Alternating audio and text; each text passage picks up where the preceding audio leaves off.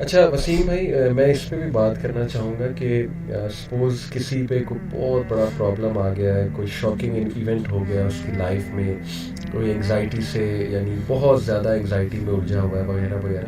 What are some of the things ہم list down کریں جو اسے ہیلپ کریں گے؟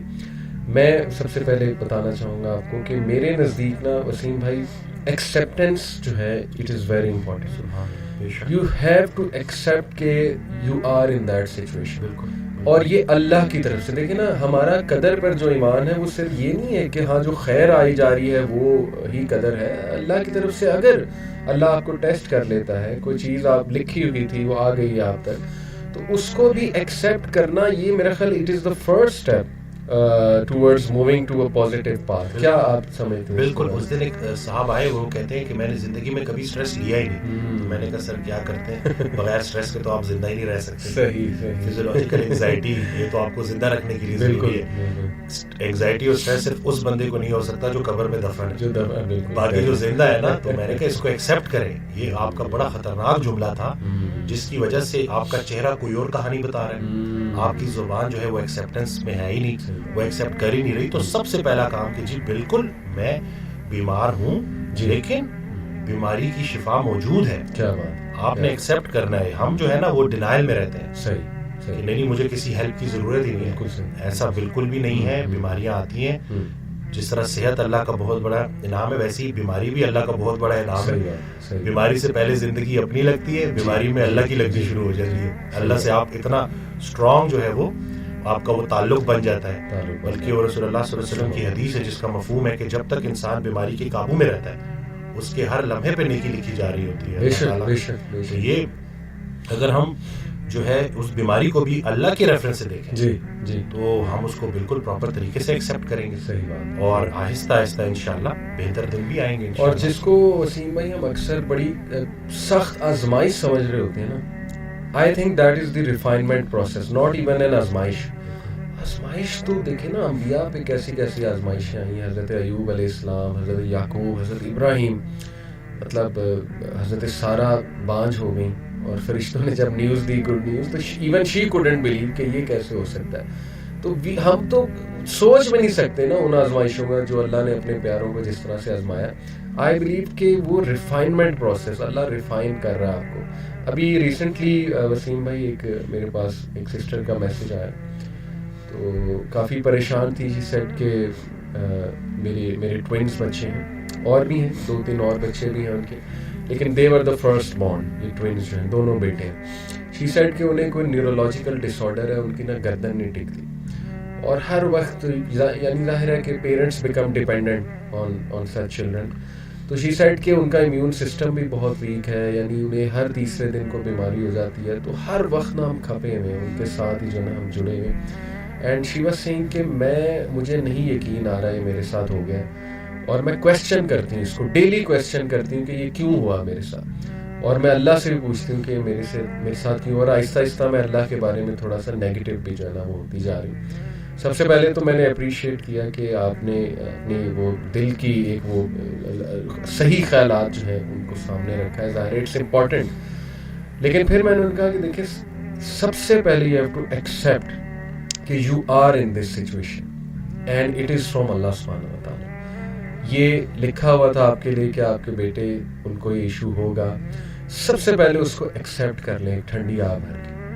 اس کے بعد یہ سوچیں کہ یہ اللہ سبحانہ و تعالیٰ کی طرف سے ضرور اس میں کو خیر. اور پھر میں نے انہیں کئی خیریں گنائی. ایک تو یہ کہ دیکھیں، میں نے کہا جو ایسے بچوں کی کفالت کرتے ہیں جو اللہ کی طرف سے ایک آزمائش ہے، تو ایسے بچے تو ویسے ہی پل صراط سے ان کے لیے ایک جو ہے نا وہ آپ کہہ لیں کہ نجات کا باعث بنی. حدیث میں الفاظ ہیں اس طرح. دوسرا یہ کہ ایک ایک موقع پہ آپ کے گناہ جھڑ رہے ہیں، یعنی اللہ کو پتہ ہے نا یہ میرا بندہ ہر وقت پریشان اور کھپا ہوا ہے، تو اللہ آسانی بھی پیدا کرے گا. ہو سکتا ہے آپ کو وہ ابھی سمجھ آ جائے کہ یہ کیا تھا مقصد ان بچوں کا، ہو سکتا ہے آپ کو قیامت والے دن دکھائے اللہ. تو یہ تو انسان کبھی نہیں کہہ سکتا نا کہ نہیں جی I am destroyed, I am doomed and I am gone.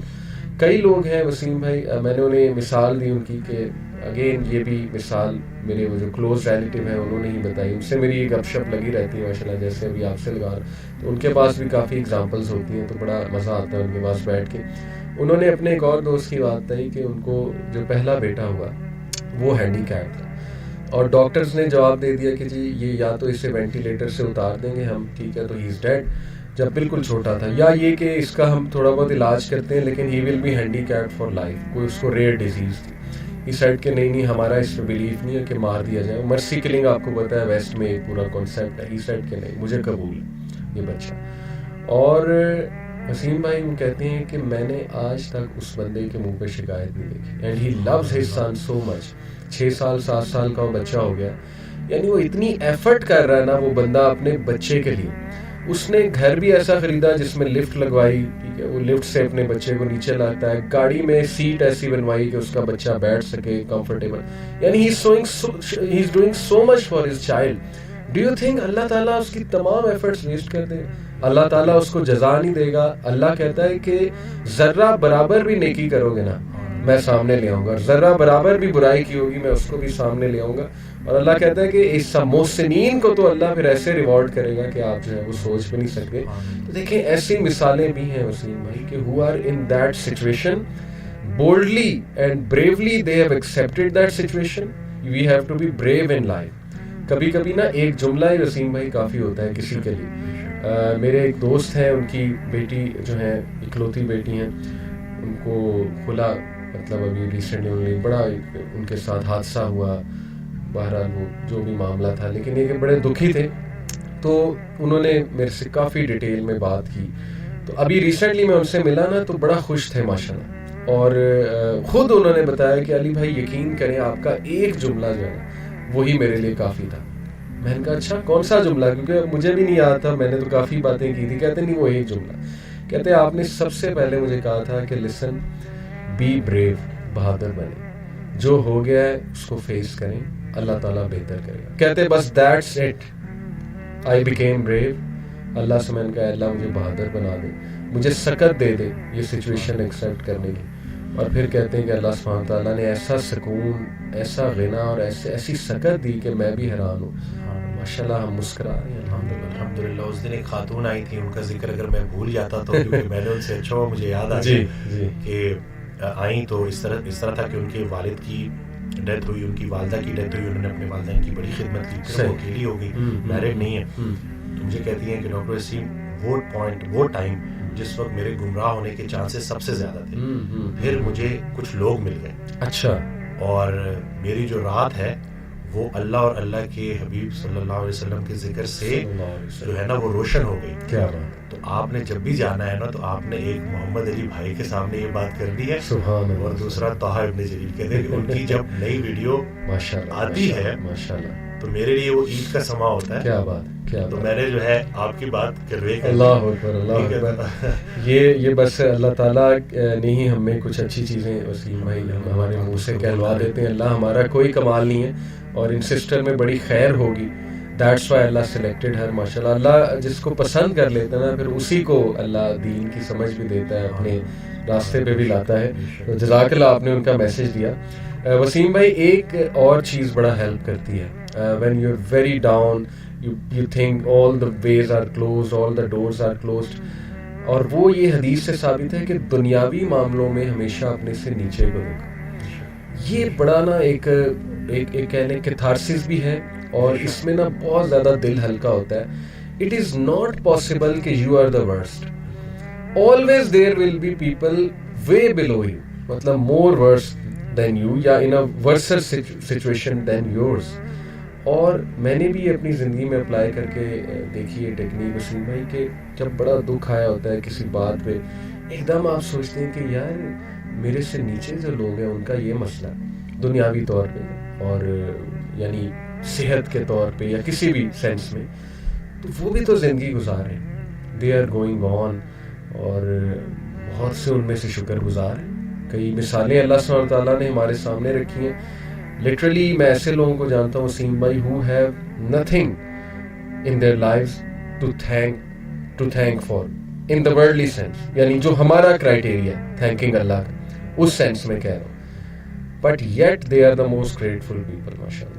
اور انہی کو دیکھ کے زندگی بڑی خوبصورت لگتی ہے. اصل میں زیادہ جو اکثریت ہے نا وہ حضرت کا جملہ ہے کہ ہم رشوت کو حلال اور غریبی کو حرام سمجھتے ہیں. تو تو یہ آج کل جو ہے نا کہ یہ نہیں، اسی طرح سے ایک آڈیو میں کہتے ہیں کہ تمہارے جو معصوم بچے ہیں جی ان کے لیے اگر تم اپنے دسترخوان پہ آگ لے آؤ گے حرام کی تو تم اس سے بڑا ظلم ان بچوں کے ساتھ نہیں کر سکتے. تو ہم وہ صرف اسٹینڈرڈ اپنا اوپر کرنے کے لیے ہر طرح سے جو ہے نا ہر طرح کا حربہ آزماتے ہیں. حالانکہ اگر ہم تھوڑا سا اپنی یہ جو ضروریات ہیں نا ان کو تھوڑا سا کم کر لیں جی تو ایک اچھی خوبصورت زندگی گزر سکتی ہے.